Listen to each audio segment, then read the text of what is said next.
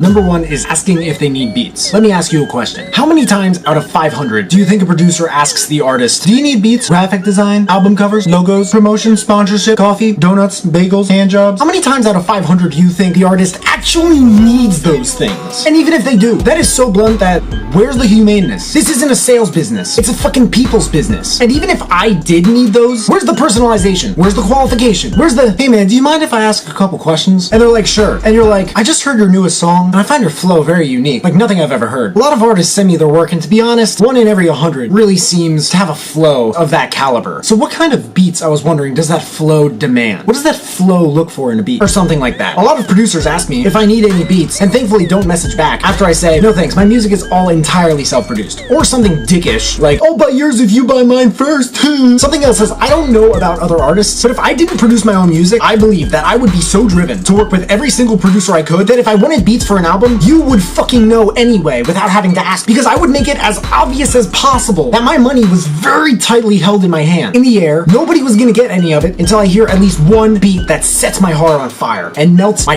fucking soul. Number 2 is shaming them for not paying. The producers who say that artists are pussies because they don't want to invest in themselves, those producers are actually hypocrites, because they don't take the initiative, they don't take the responsibility that maybe they're the problem. The most powerful people in the entire world take on the most responsibility in the world. Responsibility itself is power. If you take responsibility for something in your life, like your life itself, your love life, your social life, your work life, your music life, when things aren't doing too well, I promise you will be astonished at how much more effectively you handle the act of fixing them. So what I'm saying is that whining about artists not buying beats because they're scared to invest in themselves is one thing, because let's acknowledge it, a lot of artists might not see the return in investment, but I just don't see the return in investment anymore in fucking crying about it, because a lot of these producers deep down are scared. Yep. Scared. They're scared of being taken advantage of, wasting their time and wasting their money on doing the exact same thing for themselves as the artists. You're shaming people for not doing something that you aren't doing. What are you not doing? What are you not investing in? Better website design, audiobooks about customer service, communications, networking, consultations on branding, targeting, shit, even sync licensing, coaching sessions with producers who make hundreds of thousands of dollars per year, people, yes, people who can take you to higher places, like actual famous artists and producers, radio stations, music critics, podcasts, vloggers, or really any popular YouTubers who need more music in their videos. The opportunities are endless, and you guys want to sit around plucking your bald hairs one by one saying, he loves my beats, he loves my beats not. It's fucking pathetic and wrong and weird and quite business repellent. Maybe that's just my experience. Maybe I'm just biased. I could definitely be wrong. But especially in a DM, no artist wants to be told that they're scared to do something. Trying to push people to buy things out of fear and shame is extremely rude. And when you shame anything in general, even if it's true, it only amplifies. That alone can also be added to the growing list of reasons Trump won the presidency. And all I can say for sure, regardless of this, is that as corny as it sounds, whether you are an artist or a producer, and you're watching this, the greatest investment you could possibly make is in yourself. Number 3 is getting super pushy about the deal. There are some nice producers, some dickhead producers, but occasionally you'll run into one of these who will really only be in your DMs for the sake of money. And even if you say no, they don't shut the fuck up about it. And even if you say yes and don't take action, they will get extremely pushy and impatient about it. This is where shit just goes off the edge. You know those girls who sometimes post screenshots of DMs from guys with like dick pics saying seriously creepy things and then just calling them whore because they ran out of patience since it's not obvious that the girl is uninterested? Don't be that guy. Don't be that producer. Don't be like, why didn't you pay? If you do this, if you do any of this shit, I recommend doing it to as many artists as possible, just for the sake of finding out what works and what doesn't. But most likely it won't work. These people just want shit that's more valuable to them than the price. The actual price and the money is just a fucking belief system. $500 objectively is a very arbitrary number. At some point, a guy wrote it on a rock inside a cave and said, these 3 numbers mean something. Numbers are just symbols. A $sign is just the first word of a sentence that scares a lot of people, because a lot of people don't want to put their hours into their earnings only for their earnings to potentially go to waste. If you want to put all your energy into something, like being fucking pushy about artists not buying something, you shouldn't even be in their DM. But you should be everywhere else. You should be in their emails. They should be on your email list. You should be all over their Twitter feeds, Facebook feeds, Instagram feeds, and YouTube recs. Shit, even on their front screen.